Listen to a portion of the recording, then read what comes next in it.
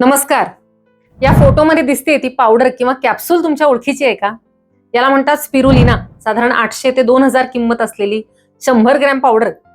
Instagram उघडलं की सगळीकडे तुम्हाला स्मूदीज किंवा कॅप्सूल्स दिसतील याच्या. युट्यूबवर अनेक तज्ज्ञ सुद्धा सांगत असतात की रोज घ्या, यामुळे एनर्जी येईल, इम्युनिटी वाढेल, शरीर डिटॉक्स होईल आणि अगदी सगळे आजार बरे होतील, मेमरी चांगली होईल, शाळकरी मुलांना द्या, तरुणांनी घ्या. आता खरंच हे इतकं पॉवरफुल आहे का की एक चमचा पावडर घेतली आणि सगळे प्रॉब्लेम संपले? आज मी तुम्हाला एक अनकम्फर्टेबल पण खरी गोष्ट सांगणार आहे. कारण मी डॉक्टर आहे आणि माझं काम आहे तुम्हाला खरं सांगणं, पॉप्युलर गोष्टी सांगणं किंवा मार्केटिंग करणं नाही. स्वागत आहे अर्हम आयुर्वेदमध्ये. मी डॉक्टर स्मिता बोरा. सगळ्यात आधी एक बेसिक गोष्ट क्लिअर करूया की स्पिरुलिना म्हणजे नक्की काय. बरेच जण याला एखादं प्लांट समजतात, काही अल्गी म्हणतात, पण खरं सांगायचं तर हे दोन्ही नाही. याचं शास्त्रीय नाव आर्थ्रोस्पिरा प्लेटेन्सिस आहे आणि हे एक सायनोबॅक्टेरियम आहे, म्हणजे एक प्रकारचा बॅक्टेरिया जो पाण्यामध्ये वाढतो. याच्या पेशींमध्ये न्यूक्लियस नसतो, म्हणजे हा एक प्रिमिटिव्ह सूक्ष्म जीव आहे जो लाखो वर्षांपासून पृथ्वीवर आहे. आता प्रश्न येतो, याला सुपरफूडची इमेज किंवा टॅग कुठून मिळाला? तर 1980च्या दशकात नासानं यावर अभ्यास केला की ॲस्ट्रोनॉट्ससाठी कॉम्पॅक्ट न्यूट्रिशन सोर्स म्हणून स्पिरुलिना उपयोगी ठरू शकतं का, आणि इथूनच मार्केटिंग सुरू झालं. नासानं वापरलं म्हणजे हे मिरॅकल आहे असं एक नरेटिव्ह तयार झालं.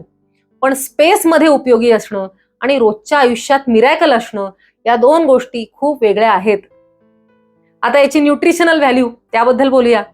स्पिरुलिना खरंच न्यूट्रिशनली खूप पॉवरफुल आहे, हे मी नाही म्हणत नाही. याला 100 ग्रॅम मध्ये जवळजवळ 57 ग्रॅम प्रोटीन, आयर्न, व्हिटॅमिन बी, मॅग्नेशियम हे सगळं असतं. ऐकायला खूप इम्प्रेसिव्ह वाटतं, पण प्रॅक्टिकली एक प्रश्न विचारा बरं की आपण प्रत्यक्षात किती स्पिरुलिना खातो? कोणीही 100 ग्रॅम खात नाही. बहुतांश लोक 5 ते 7 ग्रॅम घेतात. त्या 7 ग्रॅम मध्ये प्रोटीन किती? तर साधारण 4 ग्रॅम. आणि आयर्न किती?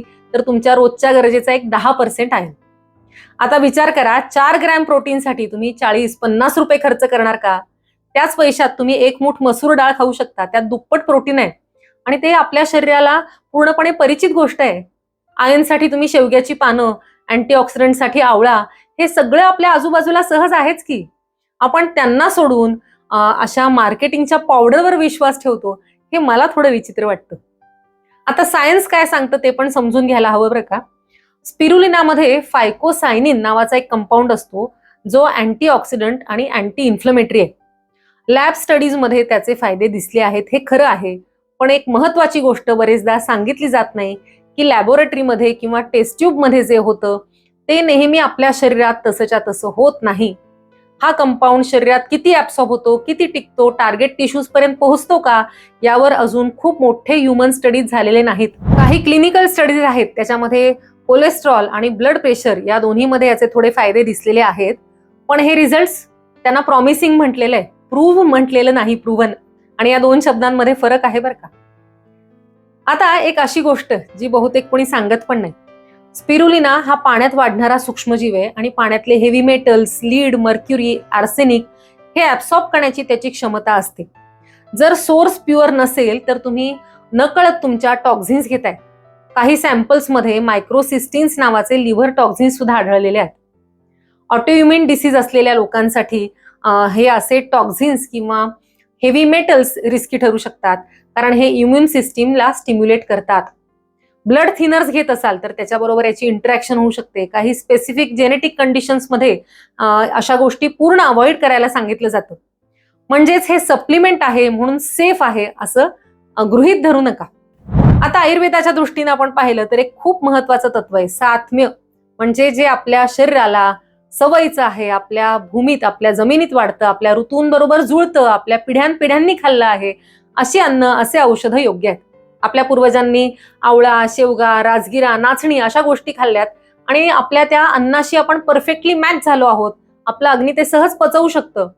पण अशी अचानक इंट्रोड्यूस केलेली पावडर आपल्या पचनशक्तीला किती अनुकूल आहे हे थोडं शंकास्पद आहे.